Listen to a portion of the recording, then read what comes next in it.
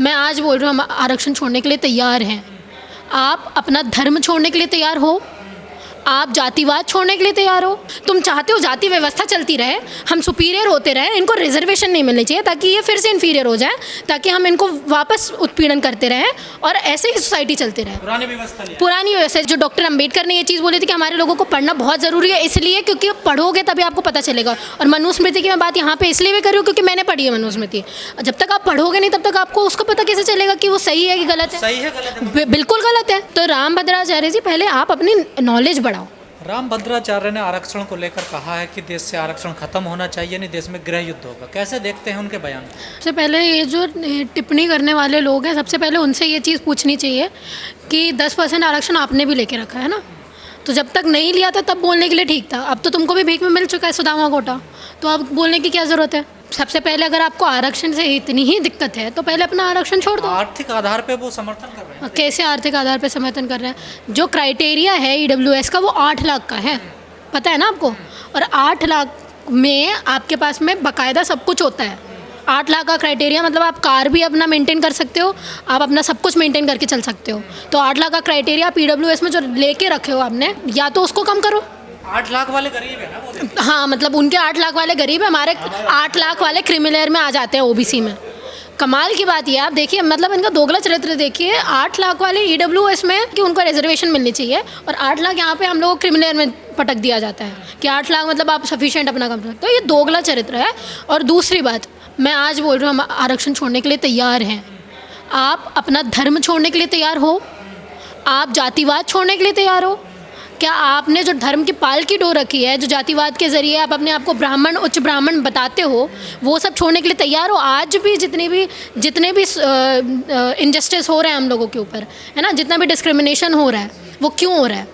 सिर्फ इसलिए क्योंकि हम लोग नीचे कैटेगरी से आते हैं, सिर्फ इसलिए ना। मैं आपको एक बहुत अच्छा रीसेंट का एग्जांपल बता देती हूँ। KMC किरोरीमल कॉलेज, जो दिल्ली यूनिवर्सिटी का सबसे टॉप मोस्ट कॉलेज है, टॉप लॉन्च कॉलेज है, उसमें एक प्रोफेसर है जो जिसने एक सवाल पूछा था अपने बच्चे से, और वो बच्चा रिजर्वेशन के थ्रू आया था। उस बच्चे को जवाब नहीं पता था, तो उस प्रोफेसर ने ये चीज़ बोली कि तुम रिजर्वेशन वाले लोगों से हम क्या एक्सपेक्ट कर सकते हैं, तुम लोग तो भीख में। रामभद्राचार्य की बात से आप सहमत? बिल्कुल नहीं हूँ मैं सहमत। रामभद्राचार्य को पहले ये चीज़ बोले कि आपकी पढ़ाई, जो आप पढ़ाई करके आ रहे हो, पहले वो बताओ, है ना। हम बात मानेंगे इंटेलेक्चुअल्स की। आप इंटेलेक्चुअल हो तो आप हमसे डिबेट करो, हम आपको सारी चीज़ें बताएंगे without any qualifications, without anything. आपने अपने आप को घोषित कर दिया कि आप तो भाई, आपको तो सब चीज़ का नॉलेज है। और देखो, मैं उनकी डिसेबिलिटी के लिए कुछ बोलना नहीं चाह रही हूँ, वरना आप जैसे लोग तो, अगर हम लोग में से कोई ऐसा बोलता ना, तो आप बहुत कुछ बोल चुके होते अभी तक।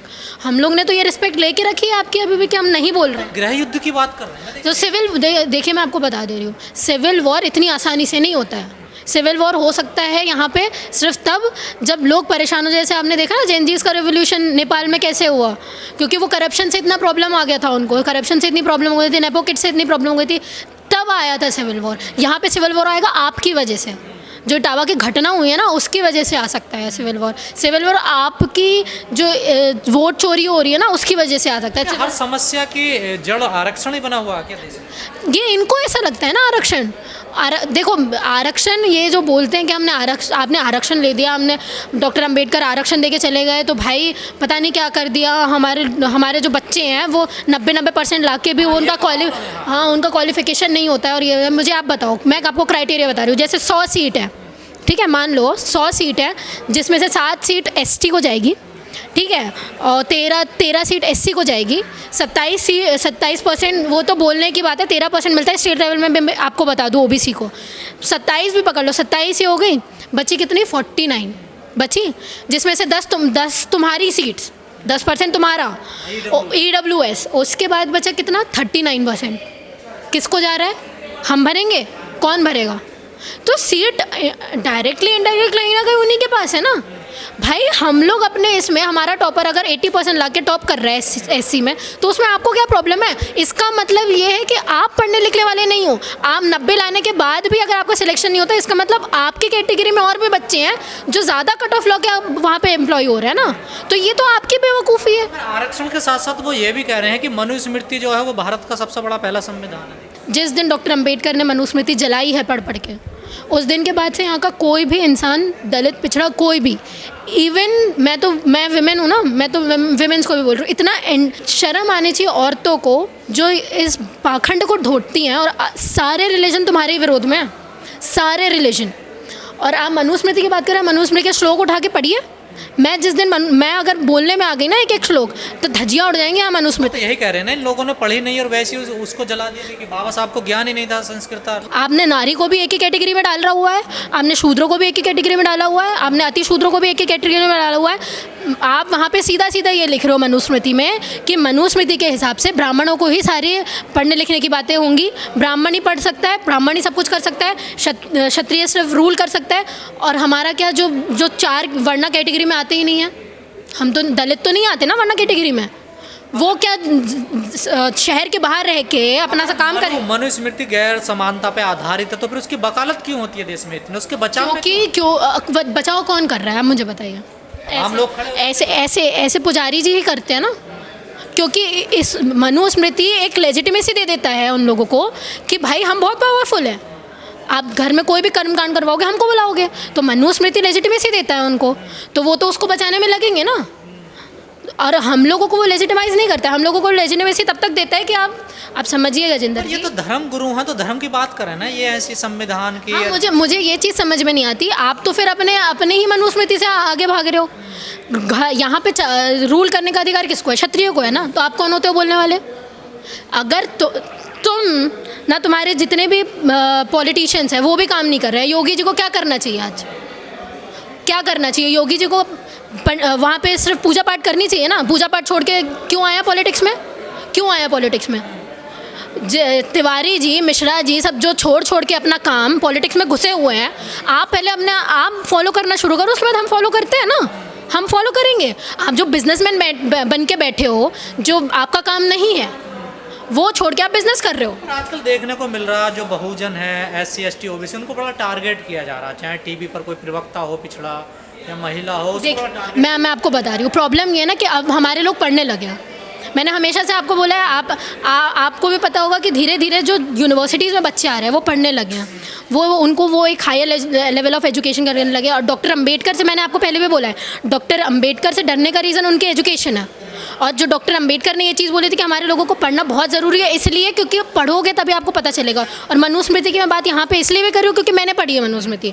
जब तक आप पढ़ोगे नहीं तब तक आपको उसका पता कैसे चलेगा कि वो सही है कि गलत है। सही है, गलत है, बिल्कुल गलत है। जो लोग मनुस्मृति में, जो लोग ये चीज़ बोल रहे हैं कि मनुस्मृति के ज़रिए यहाँ देश चलेगा, मनुस्मृति एक संविधान है उसके ज़रिए देश चलेगा, ये बोलने वाले लोगों को ही सबसे पहले आप लोगों को देशद्रोही घोषित कर देना चाहिए। अपनी भावनाओं से जोड़ लिया मनुस्मृति। भाई हमारी भी भावना है ना गजेंद्र जी, उनकी ही भावना होती है क्या। मनुस्मृति में अगर तुम्हारी भावना ये है कि तुमको सुपीरियर बता दिया जाता है और तुमको आज वो फॉलो नहीं हो पा रहा है, तो उसमें हमको भी इन्फीरियर बताया गया है, हमारी भी भावना तो हो रही है। बाबा साहब को विद्वान कहना गलत होगा, ये राम भद्राचार्य जी ने तो ये भी टिप्पणी करी है, मैंने ये चीज़ सुनी कि मैं नहीं मानता कि वो BA से ज़्यादा पढ़े होंगे।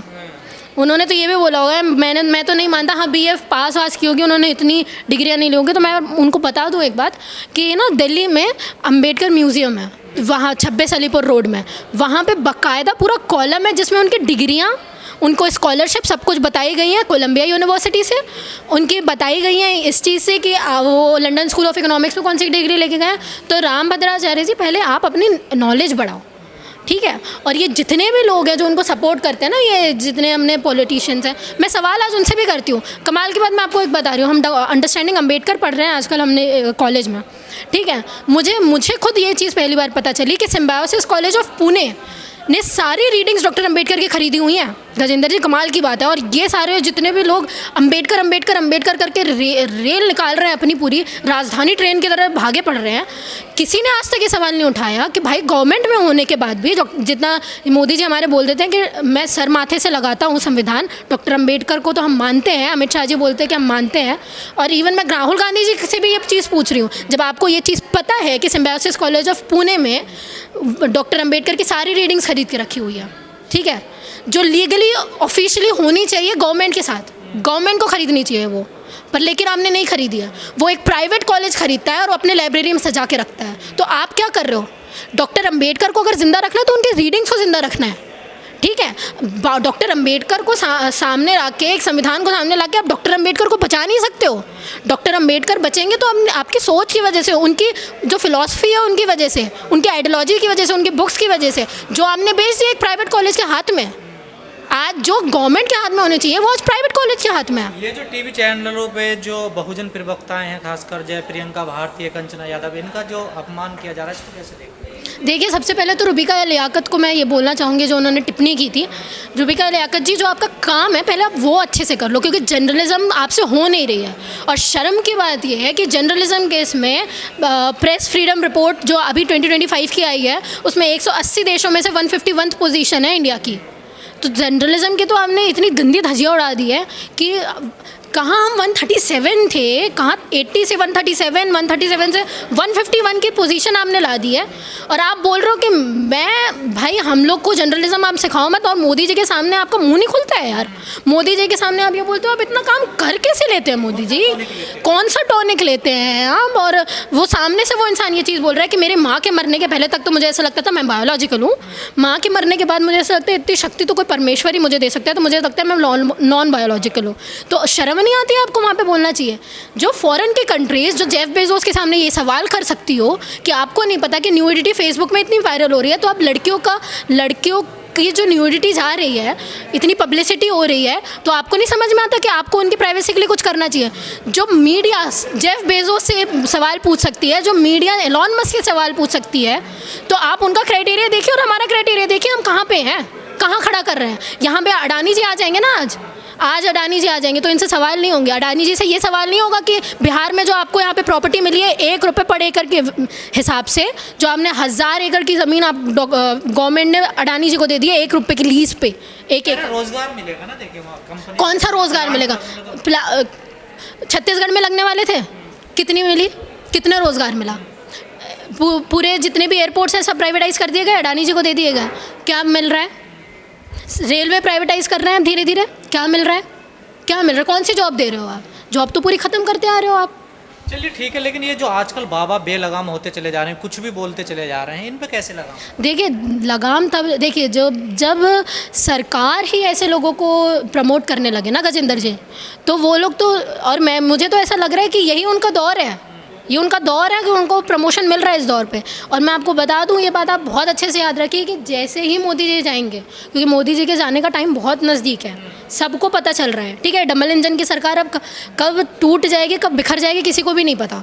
और वोट चोरी के मामले में अपोजिशन जिस तरीके से सामने आया है, उस तरीके से तो मुझे तो ये लग रहा है कि मोदी जी ज़्यादा दिन टिकने वाले नहीं है, शायद अपना टेन्योर पूरा कर ले, ठीक है। उसके बाद ये जितने भी बाबा वगैरह है ना, वो टिकने वाले। क्या मानते हैं आरक्षण खत्म हो जाना चाहिए? बिल्कुल नहीं होना चाहिए। क्यों नहीं होना चाहिए? नहीं होना चाहिए, क्योंकि आरक्षण जिस बुनियाद पे हम लोगों को दिया गया है वो बुनियाद आज तक जिंदा है। आरक्षण दिया गया जातिवाद के ऊपर, सोशल इनइक्वालिटी के ऊपर। सोशल इनइक्वालिटी आज तक गई नहीं है। और दूसरी बात, मैंने तो पहले भी अपने इंटरव्यूज़ में ये चीज़ कही है ना, हम छोड़ने को तैयार है रिजर्वेशन। आप हम लोगों को हमारा पूना पैक्ट वापस दे दो, ठीक है। आप हम लोगों को सेपरेट इलेक्टोरेट वापस दे दो, जो डॉक्टर अंबेडकर इतनी मुश्किल से लेके आए थे। वो तो आपसे दिया नहीं जाता है ना, तो वो जिस दिन वो दे दोगे और अपना जाति प्रथा ये सारे चीज़ें छोड़ दोगे, हम लोग रिजर्वेशन भी छोड़ देंगे। पर तुम नहीं चाहते ना अंदर से कि वो चीज़ हो, तुम चाहते हो जाति व्यवस्था चलती रहे, हम सुपीरियर होते रहे, इनको रिजर्वेशन नहीं मिलनी चाहिए ताकि ये फिर से इन्फीरियर हो जाए, ताकि हम इनको वापस उत्पीड़न करते रहें और ऐसे ही सोसाइटी चलती रहे। पुरानी व्यवस्था, जैसे गांधी जी मैं बोल के गए थे ना गांधी जी, कि मैं चाहता हूँ कि इनइक्वालिटी जाए, पर वर्ण व्यवस्था जैसी है वैसी बनी रहे। तो ये वो लोग हैं ना, ये वो करने वाले लोग हैं। और मैं इनको, राम भद्राचार्य को ये चीज़ बोल दूं कि सर, अभी तो आप बोल रहे हो ना, थोड़ा लगाम लगा के बोलो।